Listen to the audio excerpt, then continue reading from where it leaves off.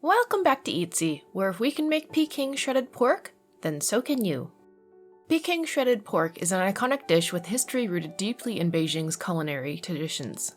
Originating from the imperial kitchens of the Qing dynasty, it was originally created as a delicacy for the imperial court, showcasing the elaborate techniques and attention to detail that characterized imperial cuisine.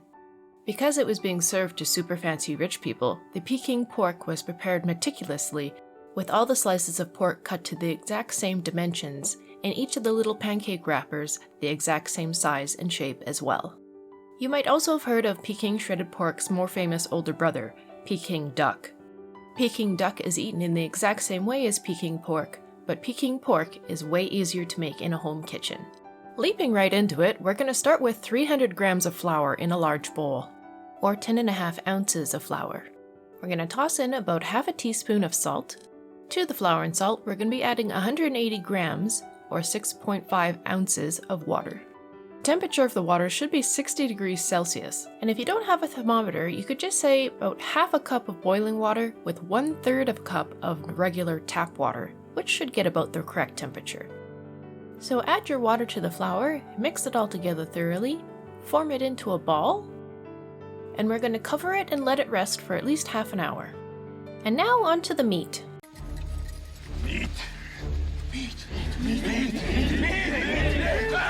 We're going to be using 2 chunks of pork around this size. So in total it'll be a little more than a pound, or 450 grams of pork. Start by cutting thin slices off your piece of pork. It's easier to get your slices as a more uniform thickness if you freeze your piece of pork before you cut it, but that's totally optional and not really necessary. After you slice your pork, stack a pile of slices together and then slice them again to make long noodle-like shapes. Put all your sliced pork into a bowl, and then we're going to take it to the sink to cover it with water. If you use frozen pork, this helps to thaw it out all the way, and it also starts putting more moisture into the meat. Drain the water out, and then we're going to be adding a teaspoon of white pepper, then a little pinch of salt, and a little blurb of black vinegar. Then you're going to massage all that together by hand. It's going to be a little bit of a process mixing your pork like this, but it'll be totally worth it in the long run. You can see here periodically as Auntie is tenderizing the pork, she adds a little bit of this flavored water she put together. This has shredded ginger and onions in it, but you don't need to add that to your water if you don't want to. The massaged meat will absorb the water that you add to it, so you want to make sure that you add water very gradually. What you don't want is to have water sitting on the surface of your meat that's not getting incorporated into it.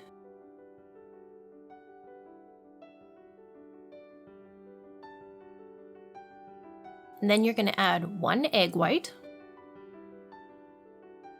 and continue mixing it to make sure the egg white is thoroughly incorporated. Next, we'll add 1 tablespoon of cornstarch. And lastly, you'll want to add about a tablespoon of oil.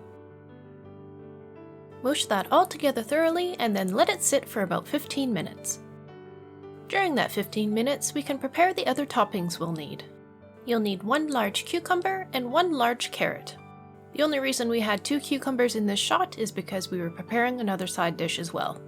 Cut the ends off your cucumber and then slice it on the diagonal like you're making really long potato chips. Then take those potato chips, pile them up, and slice them again like you were making really tiny French fries. Do the same thing over again with your carrot. Thinly slice it on the diagonal like you're making long potato chips, and then slice the potato chips again into French fries-like shapes. Set your cucumbers and carrots aside for later. Now let's head back to the dough. Not gonna lie, making the wrappers for Peking shredded pork or Peking duck is not the easiest thing in the world. And if you're of the opinion that ain't nobody got time for that, I totally wouldn't argue with you. If you wanted some options that you could buy from the store, you could get some rice paper wrappers like these ones. Or maybe even some dumpling wrappers similar to these ones, and just roll the dumpling wrappers out a little thinner than how they came in the package. But if you're a trooper and you want to stick through the whole wrapper making process with us, start by rolling your dough ball out into a long tube. It should be about 1 inch in diameter, and you'll start pulling little chunks off it like this. When you got all your little dough balls made, roll them around in some flour and then start squishing them flat under your palms. Each little dough ball should be about 25 grams or 0.8 ounces. Then, using a rolling pin, roll your little dough balls flat. You're going to be rolling them twice, so the first time around doesn't have to be absolutely perfect.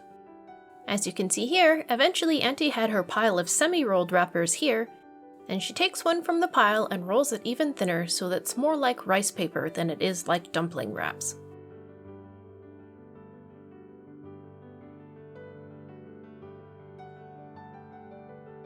Then we head over to the stove to the steamer. Auntie and Uncle have this gargantuan one, but you can use any sort of steamer that you have. Over medium to high heat, place a piece of parchment paper over the bottom rack of the first level of the steamer. Inside the steamer, you can stack about 10 to 12 of them. Uncle Fred was taking them from Auntie as she was making them, but he made sure to steam each of the wraps for about 5 minutes. After you've made sure that all the wraps inside were steamed for 5 minutes, you can flop them out onto a plate. Then take a little bit of time just to make sure none of them are sticking together. If they were well floured going into the steamer, they should be fine. And now we're going back to the pork. We're going to want a well-oiled frying pan over medium to high heat. Carefully pour your pork into the pan and use your cooking utensil of choice to carefully move it around and break apart the pieces. It's going to look like you're cooking a brain, but I promise it gets better. When the pork is mostly cooked, you can add in a quick little blurb of cooking wine. And finally, when the pork is done, remove it from the pan and put it through a sieve just to make sure you get the extra moisture removed from it. On a new pan, or the same one after you've cleaned it, add about 2 to 3 tablespoons of oil. Make sure the oil is well spread around and add 2 tablespoons of sugar. Keep stirring the sugar through the oil until the sugar melts. When the sugar is melted, we're going to add some sweet bean paste like this one. Add in 3 tablespoons to your melted sugar. Mix the bean paste thoroughly into the sugar, and then you'll be adding about half a cup of water.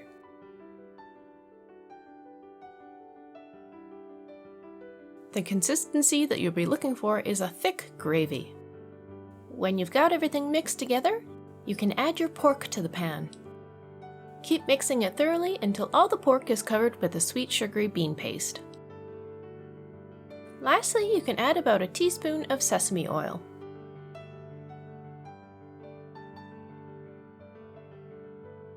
When it's done, then you can take it over to your serving plate. We made this nest of shredded green onions, but that's totally optional, though it does add a little bit of pizzazz to your plating game. When your pork is all plated, you can sprinkle it with some optional sesame seeds. And there you have it, Peking Shredded Pork. Assembly is easy. You just take a wrap, add a little bit of the toppings,